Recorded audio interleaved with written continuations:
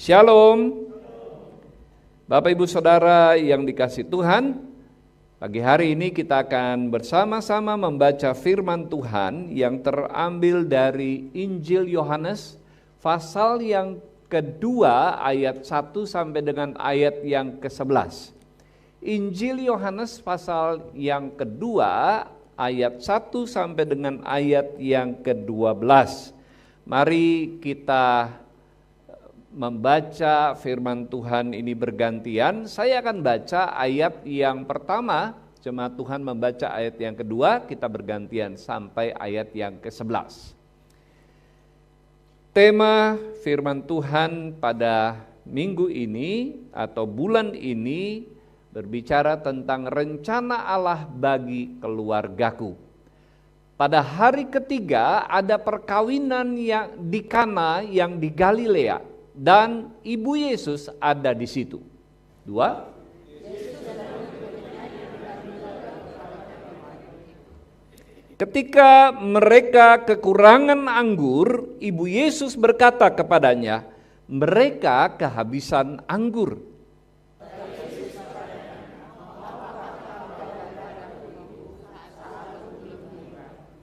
Tetapi Ibu Yesus berkata kepada pelayan-pelayan, apa yang dikatakan kepadamu, buatlah itu.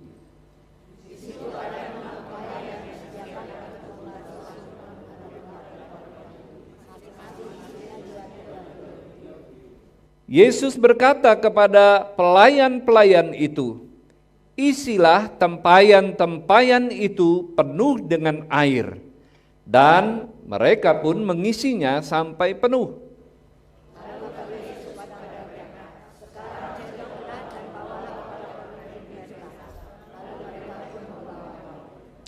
Setelah pemimpin pesta itu mengecap air yang telah menjadi anggur itu dan tidak tahu dari mana datangnya, tetapi pelayan-pelayan yang mencedok air itu mengetahuinya, ia memanggil mempelai laki-laki.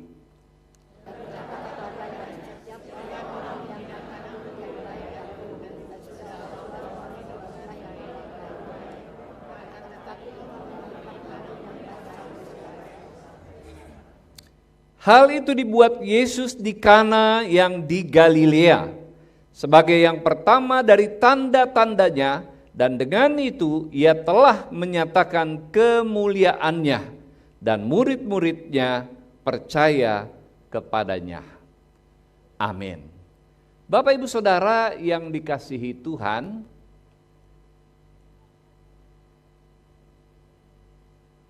pada bulan Oktober ini kita akan mendengarkan firman Tuhan dengan tema keluarga.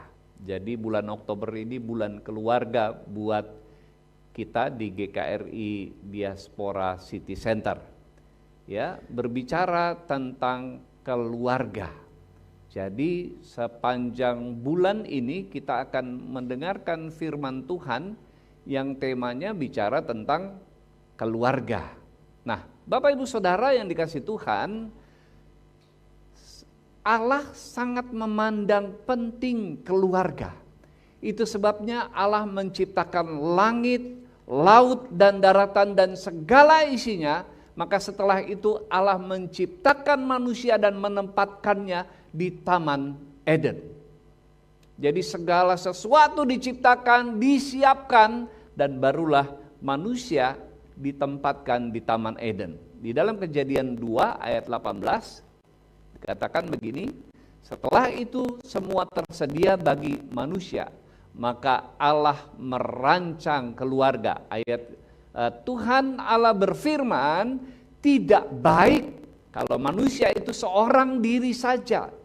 Aku akan menjadikan penolong baginya yang sepadan dengan dia. Jadi setelah Allah menciptakan langit, bumi, laut, dan isinya, lalu membuat Taman Eden, maka Allah merancang keluarga. Dan keluarga itu ditempatkan di Taman Eden. Kehendak Allah dalam menciptakan keluarga ialah terdiri dari ayah, ibu, anak. Ya, Keluarga itu nantinya akan melakukan rencana Allah dalam mengelola dan menguasai bumi beserta isinya. Nah, untuk dapat mengatur dan mengelola bumi dan isinya, maka Allah memberikan hukum-hukum, ketetapan-ketetapan, ajaran-ajarannya melalui firman Tuhan. Itu sebabnya setiap anggota keluarga harus belajar mengenal dan melakukan firman-Nya sehingga masing-masing dapat berfungsi dengan baik untuk melaksanakan rencana Allah. Jadi Allah punya rencana yang indah buat keluarga kita. Itu sebabnya Allah merancang dari sejak awal menciptakan langit, bumi, laut beserta isinya dan menempatkan manusia untuk menguasai semua ciptaan. Nah, untuk dapat menguasai itu, manusia harus mengerti petunjuk Allah, hukum-hukumnya Allah. Di luar itu, manusia tidak akan bisa mengelola apa yang dipercayakan oleh Allah. Nah, Bapak Ibu Saudara yang dikasihi Tuhan, hasil dari riset lembaga independen yang namanya Pew Research Center pada tahun 2019, lembaga ini melakukan penelitian di 27 negara. Dan dari hasilnya dia menemukan bahwa 6 dari 10 orang meyakini bahwa ikatan keluarga makin lemah di dalam 20 tahun terakhir ini. Jadi dari tahun 2000-an ya, awal sampai sekarang ikatan keluarga itu semakin lemah, semakin kendor. Ini hasil penelitian. 6 dari 10 orang meyakini hal ini. Hubungan suami dan istri makin renggang. Hubungan orang tua dengan anak tidak intens karena sibuk dengan tugas masing-masing. Orang tua yang bekerja, anak yang sekolah dan kuliah. Padahal kesejahteraan dan kebahagiaan masyarakat sebuah negara itu bergantung kepada keluarga yang kuat. Apabila keluarga ikatannya melemah, lama-kelamaan akan membawa kepada kehancuran dan akhirnya akan mengganggu stabilitas dan kesejahteraan negara. Dunia akan menghadapi masa depan yang suram jika banyak keluarga yang hancur hubungannya. Itu sebabnya sebagai orang percaya kita perlu mengetahui rencana Allah yang indah bagi keluarga kita masing-masing. Karena kita adalah bagian dari negara ini, kita adalah bagian dari dunia ini. Yang pertama, keluarga itu penting, ya. Allah mengajar kita bahwa keluarga itu penting. Di mana kita bisa tahu bahwa Allah melihat keluarga itu penting? Nah, ada buktinya, Saudara. Buktinya adalah ketika Allah menciptakan langit dan bumi. Setelah semua penciptaan, maka Allah menciptakan Taman Eden dan menempatkan keluarga di sana. Ya. Di Taman Eden, ya, manusia pertama ditempatkan di sana. Dan di Taman Eden itulah Allah merancang keluarga yang pertama yang ada di bumi, yaitu Adam dan Hawa. Keluarga pertama dirancang Allah dan ditempatkan di Taman Eden. Ini buktinya, salah satu bukti yang pertama bahwa Allah mementingkan keluarga. Yang kedua, mujizat pertama yang dilakukan Tuhan Yesus adalah menolong satu pesta perkawinan yang sedang kacau karena kehabisan anggur. Kejadian ini terjadi di kota Kana yang ada di Galilea, di Israel sana. Saudara, Ketika itu pemilik rumah yang mengadakan pesta itu sedang panik. Kenapa? Karena persediaan anggur sudah habis. Wah, itu saudara bisa bayangkan kalau di dalam sebuah pesta pernikahan konsumsinya habis. Apa yang terjadi? Tamu masih banyak, masih ada yang belum kebagian makanan. Pasti panik kan? Nah, saudara bisa bayangkan keadaan dari pesta di kota Kana itu. Nah, apa yang dilakukan oleh Yesus? Ketika ibunya berkata, mereka kehabisan anggur, Yesus berkata, waktuku belum tiba. Tapi ternyata Yesus melakukan mujizatnya yang pertama di tengah-tengah keluarga yang sedang menghadapi situasi yang sulit. Saudara, Allah membangun hubungannya dengan kita umatnya dengan konsep keluarga. Yang pertama tadi Allah menciptakan manusia, keluarga dan ditempatkan di Taman Eden. Yang kedua, Yesus melakukan mujizat yang pertama di dalam keluarga. Yang ketiga, buktinya Allah sangat mementingkan keluarga. Allah membangun hubungannya dengan manusia, kita umatnya dengan konsep keluarga. Dia menyuruh memanggilnya sebagai Bapa dan kita diangkatnya sebagai anak-anaknya. Di dalam Yohanes 1 ayat 12 dikatakan, tetapi semua orang yang menerimanya diberinya kuasa supaya menjadi anak-anak Allah, yaitu mereka yang percaya dalam namanya. Saudara, jika gereja tidak dibangun dengan konsep keluarga, maka gereja tersebut tidak akan pernah bisa berhasil. Hubungan kita dengan Allah, hubungan kekeluargaan. Hubungan kita satu dengan yang lain juga adalah hubungan kekeluargaan. Saudara, yang kedua, jika keluarga hancur, maka yang lain juga bisa hancur.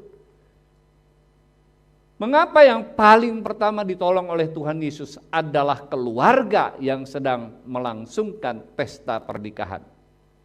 Karena Yesus punya alasan sendiri.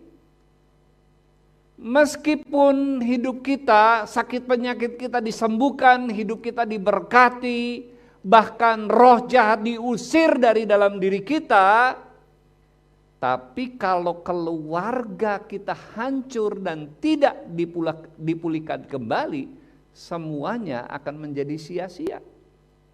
Kesembuhan, berkat-berkat, bahkan kuasa atas roh jahat, kalau keluarga berantakan, tetap sia-sia. Saudara, suatu keluarga, pasangan suami istri, istrinya namanya Rin, suaminya namanya Aldo. Mereka punya dikaruniai 2 anak. Si istri bekerja sebagai sekretaris pimpinan yang cekatan dan bagus di dalam pekerjaan kantor. Dan juga dia sangat-sangat baik di dalam mengurus keluarga di rumah. Nah, Aldo seorang suami yang bekerja di perusahaan negara. Saudara, suatu hari pembantu rumah tangga mereka yang sangat diandalkan, membantu keluarga ini pulang kampung dan gak kembali.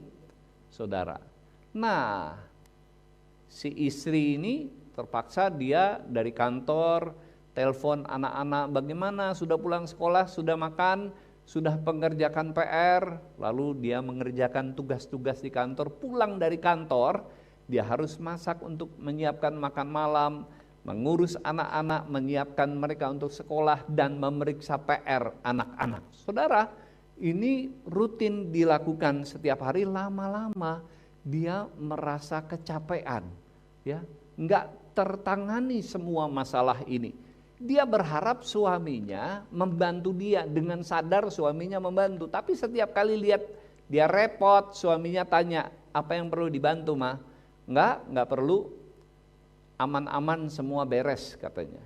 Saudara, akhirnya enggak tahan lagi dia menghadapi beratnya beban rumah tangga, terjadilah pertengkaran demi pertengkaran di dalam rumah. Si istri sudah merasa kelelahan menanggung sebuah beban berat keluarga, tapi ketika ditanya, dia bilang, "Nggak apa-apa, aku bisa menanganinya." Si suami dari kantor jadi malas langsung pulang ke rumah. Dia berlambat-lambat pulang ke rumah karena dia pikir, kalau ada istri nanti berantem, mendingan pulangnya malam sekalian. Saudara, keadaan ini jadi makin meruncing. Nilai rapot anak-anak jadi jelek. Si istri dapat teguran dari bosnya karena pekerjaannya mulai dikomplain, mulai banyak masalah. Saudara, si suami makin sering terlambat pulang ke rumah. Suatu hari Minggu ketika mereka sedang siap-siap mau berangkat, terjadi pertengkaran yang hebat. Tadinya siap-siap mau berangkat ke gereja, akhirnya batallah ke gereja. Anak-anak juga batal ke sekolah minggu. Saudara, di dalam situasi yang seperti itu, setelah berdiam diri masing-masing, Roh Kudus bicara di dalam hati mereka, menyadarkan pasangan suami istri ini. Dan mereka akhirnya saling terbuka, menyelesaikan sumber masalah di antara mereka, dan saling memaafkan satu dengan yang lain atas keteledorannya. Si istri berkata, "Saya udah kecapean." Lalu si suami bilang, "Tapi kalau saya tanya kamu bilang semuanya beres." "Iya, saya berharap kamu dengan sadar langsung membantu. Tapi kamu nggak bereaksi," katanya kepada. Ini masalah komunikasi, saudara. Akibat itu anak-anak di sekolah nilainya sudah mulai menurun. Hasilnya jelek. Karena apa? Nggak dapat perhatian dari orang tua. Saudara bisa bayangkan kalau hal ini tidak diselesaikan. Banyak suami, istri, dan anak-anak hidupnya rusak karena keluarga rusak. Hubungan di dalam rumah tangga rusak. Saudara yang dikasihi Tuhan, apabila keluarga rusak, bisa merusak yang lain. Istri mulai ditegur di kantor, ya. Suami mulai pulang malam. Untung aja nggak ketemu kuntilanak. Bisa dibayangkan bagaimana nasib keluarga ini, makin rumit masalahnya. Nah, yang ketiga, jangan mengorbankan keluarga untuk harta, ketenaran, dan kenikmatan hidup. Kadang-kadang ya banyak keluarga yang mengejar harta dengan berpikir bahwa nanti kalau harta udah banyak pasti keluarga bahagia. Belum tentu. Justru banyak keluarga yang hartanya banyak, keluarganya gak bahagia. Nah, Bapak Ibu Saudara, itu sebabnya jangan bekerja sampai tidak ada waktu untuk Tuhan dan untuk keluarga. Jangan mengejar kesenangan hidup karena akan merusak rumah tangga saudara. Banyak keluarga modern menghasilkan generasi stroberi. Saudara tahu generasi stroberi? Saudara tahu buah stroberi? Merah, menarik, ya, sangat menarik, tapi lembek, mudah hancur. Saudara, siapakah generasi stroberi itu? Di dalam pengelompokan generasi yang kita kenal sekarang ada baby boomers, ya. Saya ini kelompok baby boomers. Lahirnya antara tahun 46 sampai 64. 46 sampai 64. Nah, kalau generasi X lahir tahun 65 sampai 80. Generasi Y lahir pada 1981 sampai 94. Nah, generasi Z lahir pada tahun 1995 sampai 2009. Dan generasi A, Alpha, ya, di tahun 2010 sampai 2024. Menurut Profesor Reinhard Kasali, generasi strawberry adalah generasi yang penuh dengan gagasan-gagasan kreatif, tetapi mudah menyerah dan gampang sakit hati. Generasi lembek tapi sangat kreatif, kata Reinhard Kasali. Generasi ini lahir dari generasi Z. Dah, saudara, umurnya 12 sampai 27 tahun. Anak-anak kita ada nggak yang masuk di dalam kelompok ini? Hampir semua ya. Saudara, jika menghadapi masalah, menghadapi kesulitan dan penolakan, maka reaksinya adalah, aku nggak bisa diginiin nih. Dia protes dan komplain. Ini kena mental healthku. Gaya.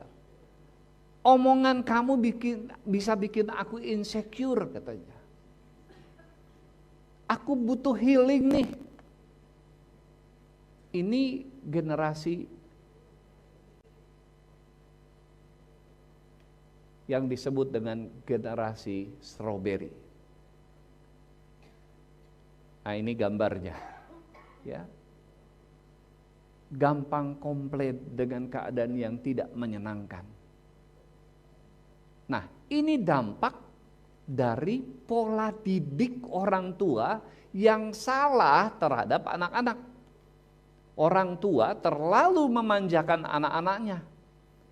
Kemana-mana naik turun mobil, ya. Sekolahnya cuma beda blok aja mesti diantar pakai mobil.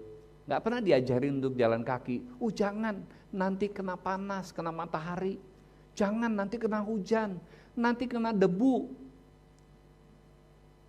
Saudara, ini pola didik yang salah.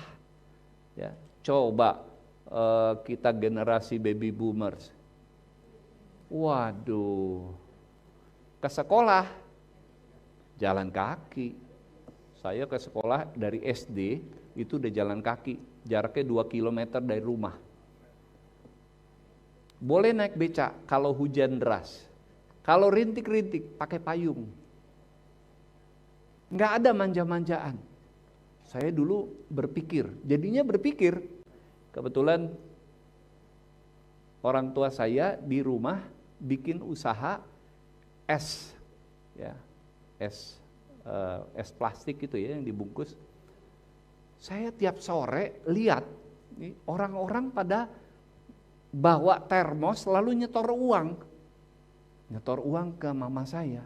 Saya mikir, kok gampang banget ya orang-orang ini bawa duit gitu loh.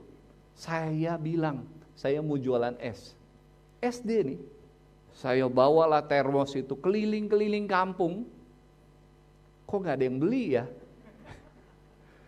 Akhirnya saya ngikutin, saya lihat, ada orang yang nongkrong di satu persimpangan, lalu taruh di situ termosnya. Nah, orang-orang baru pada datang belanja, beli es. Wah, saya mulai merasakan, enak juga ya dapat uang. Dari kecil saya sudah mulai mencoba hal seperti itu. Nah, coba anak-anak sekarang, semuanya serba ada. Kenapa? Karena orang tua sudah semakin mapan, semakin makmur keluarga-keluarga. Ya, apa-apa kemana mobil, ya. Jajan kemana? Mall, gitu kan? Jadi anak mall. Semuanya serba mudah dan serba gampang. Enggak ngerasa susah mencari uang. Ya, coba lihat, ya yang opa-opa, coba lihat cucu-cucunya sekarang gimana dididik sama anak-anak saudara. Apakah seperti saudara dididik dulu atau waktu mendidik anak-anak saudara? Belum tentu. Karena semuanya sudah serba ada. Bapak Ibu Saudara, anak-anak tidak diajar untuk bertanggung jawab. Kurang ngobrol dan pendampingan dari orang tua. Sehingga ketika anak-anak mengalami kegagalan, mereka tidak mendapatkan nasihat dan arahan untuk tidak takut menghadapi kegagalan. Wah, kalau mereka menghadapi kegagalan rasanya udah hancur hidupnya. Padahal itu kan baru pelajaran ya. Saya dulu masih ingat, kegagalan adalah sukses yang tertunda. Gitu. Wah, setiap kali gagal ingat, oh ini sukses yang tertunda. Jadi nggak gampang patah semangat. Kalau anak yang generasi ini, waduh itu udah patah banget.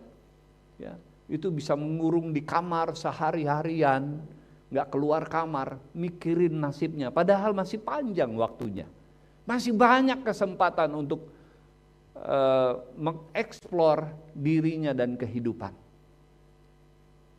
Menghasilkan anak-anak yang cengeng dan tidak tahan uji. Ini generasi stroberi. Lembek, nggak bisa dapat tekanan, sedikit-sedikit healing, malas dan manja, nggak mau kerja keras, cepat menyerah, egois, cuma mementingkan keuntungan diri sendiri. Ini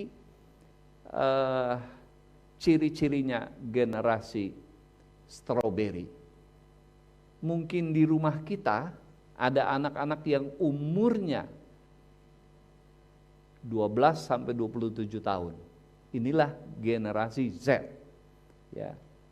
Kalau kita salah mendidik, salah mengarahkan mereka, maka kita sedang menciptakan generasi stroberi. Mereka boros, gampang buang uang karena nggak ngerasain hidup susah. Susahnya cari uang. Ngawang istilah anak sekarang. Kebanyakan main HP, banyak mimpi, tapi minim aksi. Keras kepala, ngeyel, nggak nurut, susah dibilangin. Nah, kalau ada anak yang model begini nih, saudara mesti menjadikan ini sebagai peringatan, ya. Rambu-rambu peringatan sudah mulai muncul di dalam keluarga. Saudara harus mulai membenahi bagaimana mengarahkan anak-anak ini. Nah, bagaimana menjadi generasi stroberi yang lebih tangguh? Yang pertama, bekali diri dengan literasi digital yang baik. Ya, boleh main HP tapi diarahkan. Jangan semua konten dilahap. Ada yang nggak penting, ya, ada juga yang perlu. Tapi jangan semuanya, harus ada filternya. Yang kedua, pola asuh dan dukungan secara positif dari orang tua. Hubungan, tadi yang pertama menurut penelitian dari hasil riset di 27 negara, hubungan orang tua dengan anak itu semakin renggang di 20 tahun terakhir ini. Apakah kita termasuk keluarga yang hubungannya semakin renggang dengan anak-anak? Yang ketiga, sistem pendidikan yang disesuaikan dengan zaman. Beberapa bulan yang lalu saya ikut seminar, ya, yang menjelaskan, membeberkan hasil dari riset dari anak-anak di sekolah. Nah, menghadapi generasi Z, ini tambahan dari mereka, ya. Setelah diteliti, ternyata anak-anak generasi Z yang mengikuti komsel atau kelompok sehati seperti di tempat kita, ya, itu ketika menghadapi masalah dan persoalan di sekolah, ternyata mereka lebih handal, mereka lebih kuat menghadapi masalah dan persoalan. Kenapa? Karena rupanya yang pertama mereka dengar firman Tuhan, yang kedua mereka punya mentor. Iya kan? Di kelompok sel itu kan ada mentor. Nah, mentor ini penting. Jadi ketika mereka punya masalah, mereka nggak cerita sama orang tua karena hubungannya renggang. Kemana mereka lari? Ya ke kelompoknya. Nah, bersyukurlah kalau mereka punya mentor. Yang punya mentor akan diarahkan, akan didampingi. Mungkin mereka menghadapi masa-masa sulit, tapi mereka nggak sendirian. Banyak anak-anak tinggal di rumah tapi dia merasa sendirian dalam menghadapi persoalan. Satu hari ada anak generasi Z yang bertengkar dengan ibunya. Dia bertengkar hebat dengan ibunya, nadanya sudah semakin tinggi, dua-duanya semakin tinggi nadanya. Dan akibat pertengkaran itu si anak pergi keluar dari rumah tanpa bekal 1 sen pun di kantong. Aku akan pergi dari rumah ini. Dia pergi, nggak bawa tas, nggak bawa apa-apa, pergi aja, saking keselnya. Saudara, setelah jalan sekian lama, sekian jauh dari rumahnya, perutnya lapar.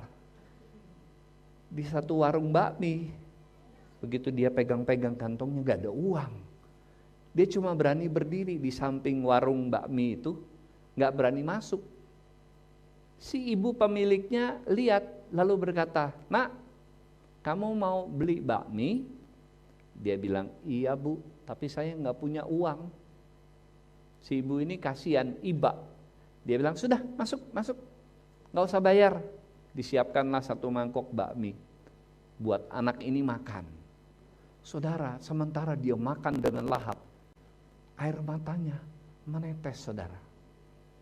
Dia terharu. Lalu si ibu ini bilang, "Kenapa kamu nangis?" "Iya, saya sangat terharu karena ibu orang yang tidak kenal saya tapi begitu baik, mau kasih saya semangkok bakmi." Si ibu itu senyum-senyum sambil memperhatikan si anak makan dengan lahap. Setelah si anak ini makan, dia bilang begini,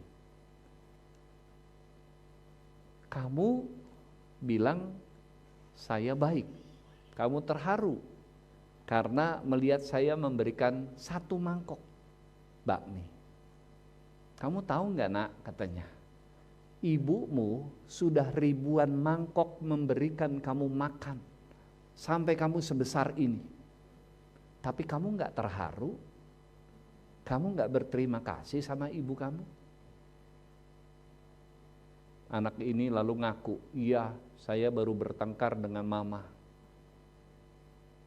Saudara, begitu dia mendengar apa kata-kata si ibu pemilik warung ini, dia mulai sadar bahwa selama ini dia terlalu egois, terlalu mementingkan dirinya sendiri. Apa yang dia mau harus segera ada.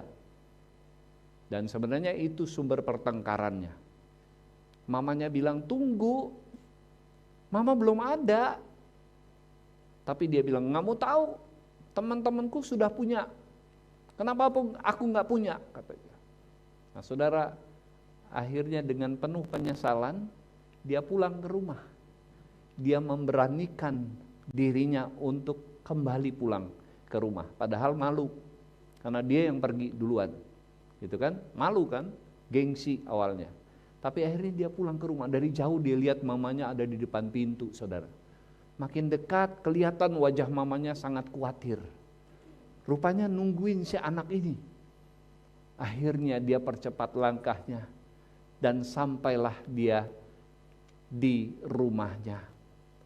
Mamanya bilang, "Nak, dari mana saja kamu? Cepat masuk ke dalam, mama udah siapin makanan buat kamu." Saudara, si anak gak tahan lagi, nangis dia.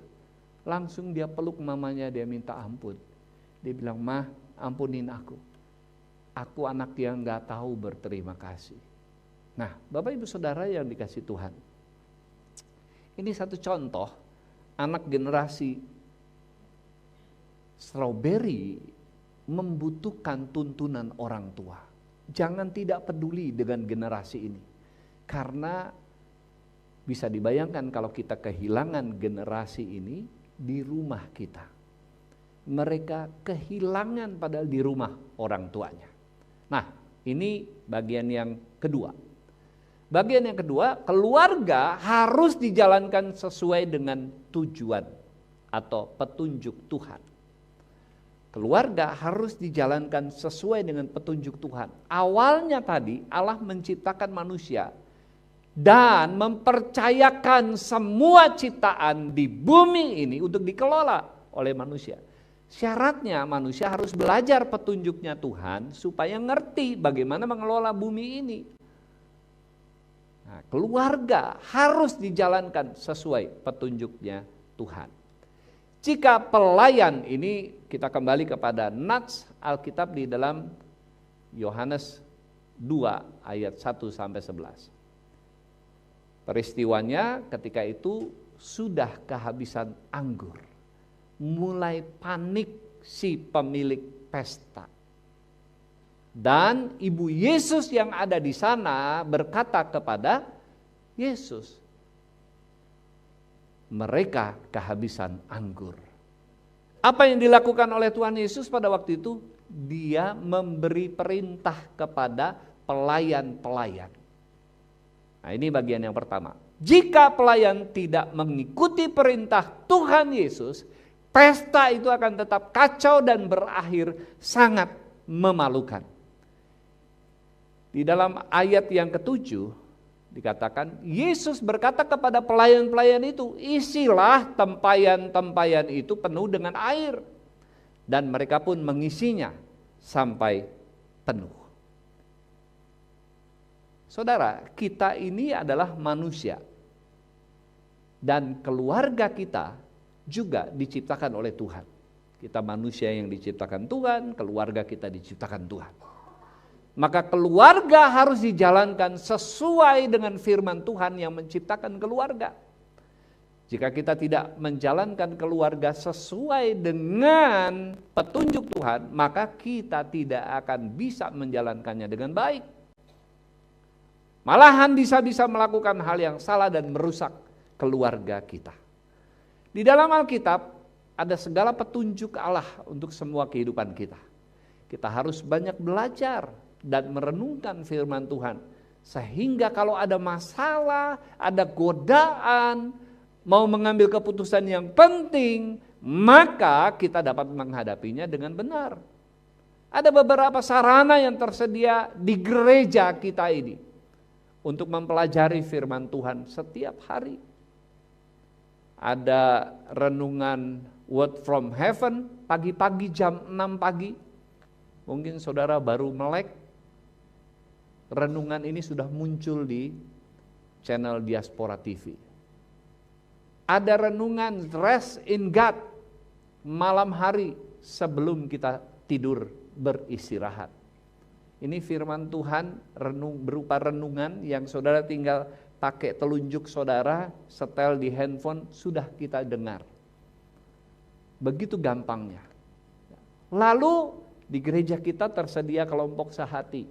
Ya, saudara bisa memiliki keluarga rohani. Ya. Lalu kemudian keluarga rohani kita ini bisa saling mendoakan satu dengan yang lain. Menjadi tempat di mana kita bertumbuh secara rohani. Lalu ada sekolah orientasi melayani yang kita sediakan. Setahun ada 2 angkatan yang kita siapkan. Setiap tahun. Jadi saudara kalau nggak bisa ikut yang di awal tahun, bisa ikut yang menjelang akhir tahun. Supaya saudara diperlengkapi dan bertumbuh secara rohani. Sarananya sudah tersedia. Ya. Manfaatkanlah sarana itu. Saya dorong saudara untuk memanfaatkan semua sarana yang tersedia untuk saudara bertumbuh. Ya. Ada sehati, ada som, ada renungan-renungan setiap hari. Nah, yang kedua, sekalipun petunjuk firman Tuhan tidak masuk akal, kita harus tetap berani percaya dan melakukannya. Berani percaya kepada firman Tuhan dan melakukannya. Di dalam ayat 6 dan 7 dikatakan, di situ ada 6 tempayan yang disediakan untuk pembasuhan menurut adat orang Yahudi. Masing-masing isinya 2-3 buyung. Yesus berkata kepada pelayan-pelayan itu, isilah tempayan-tempayan itu penuh dengan air, dan mereka pun mengisinya sampai penuh. Saudara, coba perhatikan. Yang dibutuhkan oleh mereka adalah anggur untuk pesta. Tapi Yesus berkata, Isilah tempayan-tempayan itu dengan air. Saudara tahu tempayan ini tempat untuk mencuci kaki dan mencuci tangan. Dalam adat istiadat orang Yahudi, kalau mau masuk rumah ini harus cuci kaki dan cuci tangan. Ya. Bahkan beberapa melap mukanya supaya segar. Kenapa? Karena di jalan-jalan di sana banyak debu. Ya, pada zaman itu belum ada aspal, saudara. Jadi jalan kemana-mana penuh dengan debu, mau masuk ke rumah, cuci kaki, cuci tangan. Nah, ini disediakan di rumah pesta itu. Apa yang Yesus perintahkan? Isi itu dengan air. Si pelayan-pelayan ini kan berpikir, ini kita sedang kekurangan air anggur untuk pesta. Tapi kenapa disuruhnya mengisi tempayan ini dengan air? Bukannya nyari kemana, tetap pinjam ke tetangga ke persediaan anggur mereka. Tapi disuruh isi air. Apa yang dilakukan oleh pelayan ini? Mereka percaya dengan perintah Tuhan dan bertindak. Percaya, berani percaya, dan taat melakukannya. Bapak Ibu Saudara yang dikasihi Tuhan, kalau mereka tidak berani percaya untuk melakukannya, maka mujizat itu tidak akan terjadi. Karena Tuhan akan memakai air tawar itu sebagai bahan untuk menciptakan anggur. Kalau dia tidak taat, apa bahan yang dipakai Tuhan untuk menciptakan anggur? Bapak Ibu Saudara yang dikasihi Tuhan, kita diperintahkan untuk mengasihi dan mengampuni oleh Tuhan. Karena itu akan dipakai oleh Tuhan untuk menjadi bahan menciptakan kesatuan. Harus ada bahan dari kita. Ya. Mereka membawa air tawar, walaupun mereka nggak tahu apa yang akan terjadi kemudian, tapi mereka berani percaya atas perintah Tuhan. Berani nggak kita percaya untuk mentaati perintah Tuhan, mengasihi dan mengampuni di dalam rumah tangga? Ya, perintahnya untuk saling mengasihi dan saling mengampuni.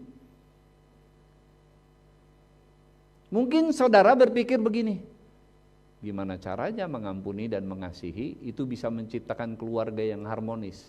Saudara, Tuhan yang mengerjakannya. Tuhan yang mengerjakan hati saudara masing-masing yang ada di rumah itu untuk direkatkan dan disatukan. Yang penting kita berani percaya dan melangkah. Tanpa percaya dan melangkah, tidak akan terjadi mujizat di dalam rumah tangga. Amin. Saudara, janda miskin di Sarfat, terlalu semangat. Janda di Sarfat yang diminta memberi tepung dan minyak.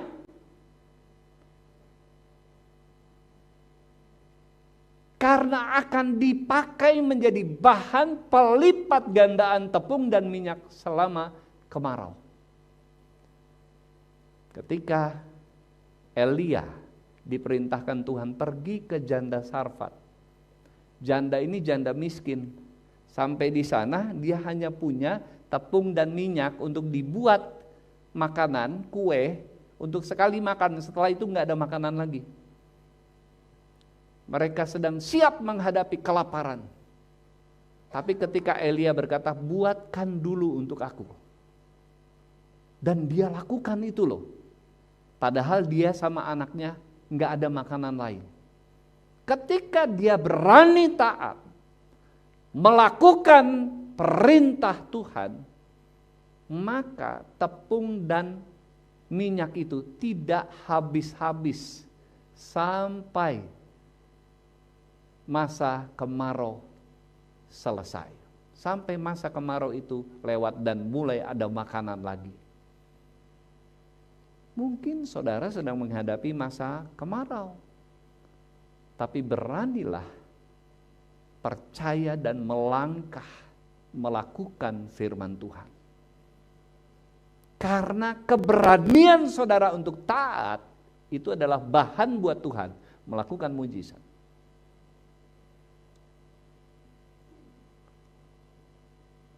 Anak yang diminta menyerahkan bekalnya 5 roti dan 2 ikan. Ketika dia menyerahkannya, maka Tuhan memiliki bahan untuk melakukan mujizat.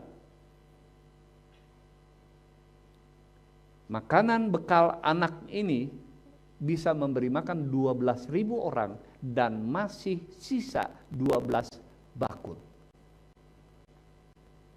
Kata orang-orang di sana itu bisa ada 12 sisa. Itu karena nggak ada orang Batak sama orang Manado. Karena ada budaya kalau habis acara langsung babungkus. Bapak Ibu Saudara yang dikasihi Tuhan, ada bahan yang diberkati Tuhan. Apakah Tuhan tidak bisa menjadikan sesuatu dari yang tidak ada menjadi ada? Bisa. Waktu penciptaan sudah dibuktikan. Tapi ini bicara tentang kebutuhan saudara, kebutuhan kita, bukan kebutuhan Tuhan. Saudara punya kebutuhan, Tuhan menguji iman saudara, ketaatan saudara. Baru Tuhan bisa melakukan mujizat. Tapi justru banyak orang Kristen yang banyak nggak taat. Disuruh mengembalikan persepuluhan, justru menahannya. Sehingga tidak ada bahan yang akan dipakai Tuhan untuk memberkati hidupnya. Kalau dia kembalikan 1/10, 1/10 itu bahan yang dipakai oleh Tuhan untuk diberkati, melakukan mujizat. Tapi saudara nggak kembaliin bahan itu. Akibatnya tidak ada mujizat, tidak ada berkat. Ketika disuruh menabur lewat persembahan untuk pekerjaan Tuhan, untuk orang-orang yang miskin, yang membutuhkan perhatian, justru uangnya ditahan. Sehingga tidak ada bahan yang dipakai untuk melipat gandakan benih itu bagi dirinya. Saudara, petani itu biasanya kalau habis panen, mereka akan sisihkan sebagian untuk menjadi benih. Ya, nanti pada masa tanam, benih ini akan ditabur. Kalau benih ini dimakan, apa yang ditabur? Kalau enggak ada yang ditabur, apa yang dituai kelak? Prinsip seperti itu ya diajarkan Tuhan kepada kita di dalam firman Tuhan. Apa yang kau tabur akan engkau tuai. Yang terakhir, sekalipun firman Tuhan penuh resiko, kita harus tetap percaya dan bertindak. Di dalam ayat 8, 9, dan 10, mari kita baca bersama ya. Saya baca ayat 8, Bapak Ibu Saudara ayat 9, bersama ayat 10. Lalu kata Yesus kepada mereka, sekarang cedoklah dan bawalah kepada pemimpin pesta. Lalu mereka pun membawanya. 9.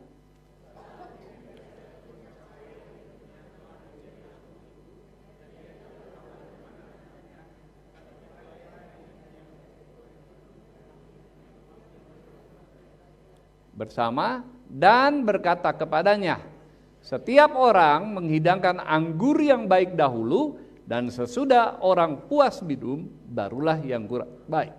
Akan tetapi engkau menyimpan anggur yang baik sampai sekarang. Bapak Ibu Saudara coba bisa bayangkan ya situasi keadaannya pada waktu itu. Membawa air tawar kepada pemimpin pesta untuk dicicipi, bagi para pelayan ini sangat besar resikonya. Karena jika mujizat tidak terjadi, maka mereka akan dicaci maki dan dihukum. Namun mereka harus tetap percaya dan bertindak. Sebab mujizat akan terjadi pada saat kita berani melangkah mentaati firman Tuhan. Mujizat akan terjadi ketika kita berani melangkah melakukan firman Tuhan. Suatu hari ada pasangan suami istri yang kanseling ke saya. Pasangan suami istri ini sekolah di Jerman, dan setelah selesai mereka kembali ke Indonesia, ke Jakarta. Dan mereka mulai bekerja. Si suami udah kerja, istri sedang mencari pekerjaan. Saudara, tiba-tiba dalam perjalanannya ketahuanlah si suami selingkuh karena ketemu di tempat kerja. Pasangan selingkuhnya ini berbeda agama. Agamanya Muslim. Si istri mencoba menasihati suami, sudah gak mempan. Akhirnya dia berkata, kalau gitu kita ketemu pendeta. Si suami bilang, terserah, ketemulah kami. Lalu saya tanya sama si suaminya, kamu mau gak pisah dengan selingkuhan kamu? Suaminya bilang, gak mungkin Pak Pendeta. Loh, kenapa gak mungkin? Ini kan istrimu yang sah. Selingkuhan saya sudah hamil Pak Pendeta. Lalu saya tanya sama istri, masih mau menerima pasanganmu, istrinya? Si suaminya bilang, si istrinya bilang, saya tidak mau bercerai. Saya akan mengampuni suami saya. Si suami yang diampuni istrinya tetap nggak mau balik, saudara. Dia bilang, saya harus bertanggung jawab. Maksudnya dia mau dua. Saya tanya, maksudnya jadi berdua istrinya? Dia bilang, saya kan harus bertanggung jawab Pak Pendeta.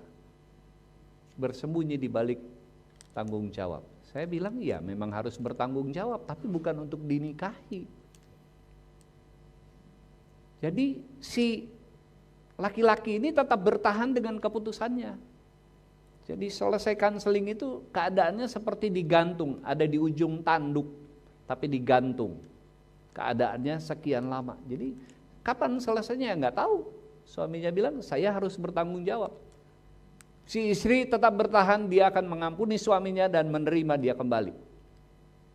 Tapi nggak ada yang mau mendekat gitu loh. Si suami nggak mau mendekat, si istri juga nggak mau dong terima ada wanita lain di dalam rumah tangga mereka.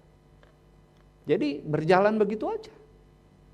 Saudara, saya tantang si istri. Begitu kita udah selesai, dia telepon saya, bagaimana Pak Pendeta? Saya tantang dia, berani nggak mengandalkan Tuhan? Kalau berani mengandalkan Tuhan, mari kita jalan. Apa yang harus saya lakukan? Tadi kamu bilang kamu mau mengampuni dia dan mau menerima suamimu karena nggak boleh cerai.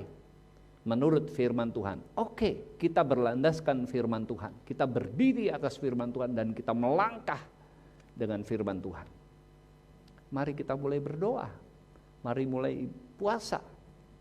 Saudara, dia berdoa, berpuasa, kadangkala menghadapi situasi yang sulit di dalam rumah tangga karena harus berpura-pura di tengah-tengah keluarga besar.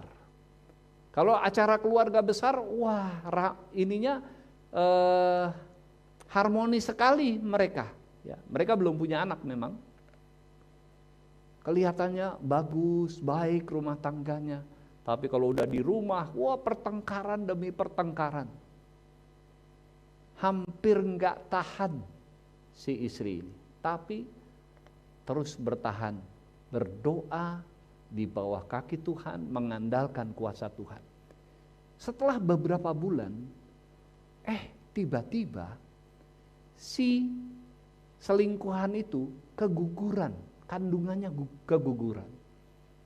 Keguguran, wah si suaminya itu sibuk sekali ngantar ke rumah sakit dan segala macam, sampai akhirnya kembali, mereka tinggal di apartemen. Sampai akhirnya mereka kembali lagi ke apartemen. Tapi sejak itu saudara, mulai sering bertengkar. Hati mereka mulai gak cocok. Sampai satu titik si suami ini benci banget sama si selingkuhannya. Dan akhirnya dia kembali ke istrinya. Dia minta ampun kepada istrinya. Saudara tahu siapa yang ada di balik itu? Ketika si istri berani mentaati firman Tuhan, percaya akan firman Tuhan. Saya harus taati firman Tuhan, gak boleh ada kata cerai. Saya harus mengampuni suami saya. Dia melangkah dengan firman Tuhan. Dan apa yang terjadi? Suaminya dikembalikan oleh Tuhan. Berani mentaati dan melangkah, maka dia melihat mujizat terjadi. Bapak Ibu Saudara yang dikasihi Tuhan, biarlah firman Tuhan hari ini memberkati kita, menyiapkan kita untuk semakin mulai memperhatikan keluarga kita, introspeksi apakah selama ini saya masih kurang dengan apa yang saya lakukan terhadap keluarga. Biarlah firman Tuhan ini mengingatkan kita, menyegarkan kita kembali, dan mulai melangkah dengan ketaatan, berani percaya kepada firman Tuhan, karena firman Tuhan adalah sumber kehidupan. Ketika Allah menciptakan langit, bumi, laut beserta isinya, menyerahkan pengelolaannya kepada manusia, Allah sudah memberikan pesan, taati perintah Tuhan, maka engkau akan bisa mengelola langit, bumi, laut beserta isinya dengan segala macam persoalannya. Dan ketika manusia mentaatinya, dia melihat mujizat Tuhan terjadi. Amin.